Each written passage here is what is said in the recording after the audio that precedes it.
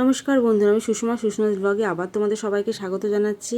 আশা করি তোমরা সবাই ভালো আছো, আমিও ভালো আছি। এই পচা গরমের পর এই যে স্বস্তির বৃষ্টি, আমরা খিচুড়ি খেতে এতই ভালোবাসি, বৃষ্টি দেখে আমরা খিচুড়ি বানাতে নেমে পড়লাম। তো যাই হোক, আমি খিচুড়ি বানানোর জন্যে সেদ্ধ চাল আর মুসুর ডালটাকে আমি একটু ধুয়ে বেছে নেব। আর এদিকে মুগ ডালটাকে দেখো আমি ভাজতে বসিয়ে দিয়েছি।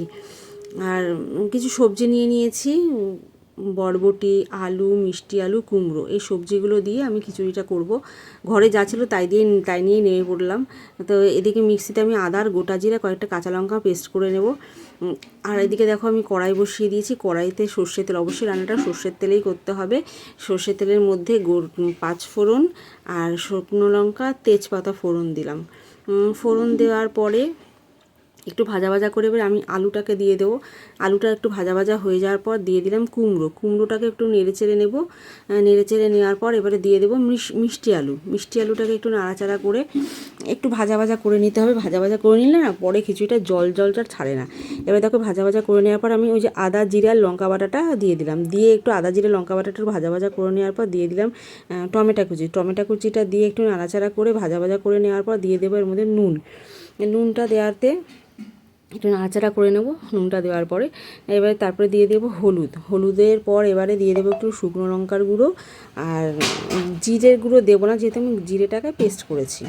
শুকনো লঙ্কার গুঁড়ো দিয়ে একটু নাড়াচাড়া করে এইবারে বরবটিগুলো দেবো। বরবটিগুলো আগের থেকে দিলে না একদম মানে বরবটিটা কিছু খুঁজে পাওয়া যাবে না, তার জন্য বরবটিটাকে একদম কষানোর সময় দেবো। দেওয়ার পর দিয়ে দেবো একটু উষ্ণ গরম জলটা দিয়ে একটু নাড়াচাড়া করে ঢাকা দিয়ে দেবো। এবারে দেখো মুগ ডালটা আমার ভাজা ভাজা প্রায় হয়ে গেছে। এদিকে মুগ ডালটা আমি ভেজে নিয়েছি, ভাজা ভাজা হয়ে গেছে। ওর মধ্যে দিয়ে দেবো জলটা দিয়ে মুগ ডালটাকে ধুয়ে রেখে দেবো। এবারে দেখো ঢাকাটা খুললাম, খুলে দেখেছো সবজিটা একটু ময়েশ্চারাইজার টাইপের হয়ে গেছে, মানে একটু নরম নরম হয়ে গেছে। আর এদিকে আমি খিচুড়ি করার জন্য আমি বসিয়ে দিয়েছি হাঁড়িতে গরম জলের মধ্যে ওই যে সেদ্ধ চাল আর মুসুর ডালটা দিয়ে আমি দেখো ওর মধ্যে জল দিয়ে দিয়েছি, ওর মধ্যে নুন হলুদ দিয়ে দিলাম। দিয়ে দিকে খিচুড়িটা মানে ভাতটা হতে থাক। আর আমি যেহেতু গোবিন্দভোগ চাল বা আতপ চালে খিচুড়িটা করছি না, তাই ওটা আগের থেকে আমাকে সেদ্ধ বসাতে হলো। এবারে দেখো এদিকে কষা কষা হয়ে গেছে, এই সবজিগুলো বেশ কষা কষা হয়ে গেছে। এবারে আমি যে ভাজা মুগ ডালটা আমি ধুয়ে রেখেছিলাম, সেই মুগ ডালটা দিয়ে একটু নাড়াচাড়া করে নেব। দেখো নাড়াচাড়া করে বেশ কষিয়ে নিতে হবে। কষিয়ে নেওয়ার পর এবার কয়েকটা চেরা কাঁচা লঙ্কা দিয়ে দিতে হবে। ঝাল যেরকম খাও সেরকম ঝাল দেবে। চেরা কাঁচা লঙ্কা দিয়ে আমি ভালো করে কষিয়ে নিলাম। কষিয়ে নেওয়ার পর ওর মধ্যে দিয়ে দিতে হবে গরম জলটা দিয়ে এবার একটু নাড়াচাড়া করে এবারে এই যে হাঁড়িটাতে আমি বসিয়েছি চাল আর ডালটা সেদ্ধ, সেটার মধ্যে ওটাকে ঢেলে দেবো। যেহেতু ওইটুকু কড়াইয়ের মধ্যে অতটা খিচুড়ি হবে না, তার জন্য ওর মধ্যে আমি ঢেলে দিয়েছি। দেখো বেশ খিচুড়িটা আমার ফুটে এসেছে। বেশ একটু ঢাকা চাপা দিয়ে রান্নাটা করতে হবে। আর অবশ্যই গ্যাসটা আস্তে করে দিতে হবে, যাতে নিচে না লেগে যায়। বারবার করে ওটাকে নাড়া দিয়ে নিতে হবে। আর এদিকে দেখো আমি গোটা ধনে, গোটা জিরে আর কয়েকটা শুকনো লঙ্কা আমি শুকনো খোলায় ভেজে ওটাকে ডাস্ট করে নেব। এই যে মশলার ফ্লেভারটা না খুব সুন্দর, একদম হালকা আছে, এগুলোকে ডাস্ট করতে হবে।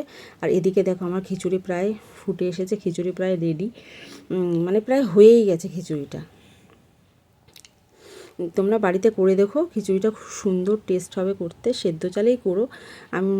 আর এই যে ভাজা মশলাটা আমি ভেজেছিলাম, সেই মশলাটাকে আমি গুঁড়ো করে নিলাম। গুঁড়ো করে এবার ওর উপরে দিয়ে দেবো। দিয়ে দেওয়ার পর এত সুন্দর একটা ফ্লেভার, এত সুন্দর একটা গন্ধ আসবে না ধারণার বাইরে।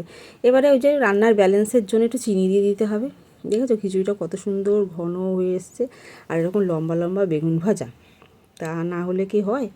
রান্নাটা ভালো লাগলে অবশ্যই লাইক, কমেন্ট, শেয়ার আর সাবস্ক্রাইব করতে ভুলো না কিন্তু।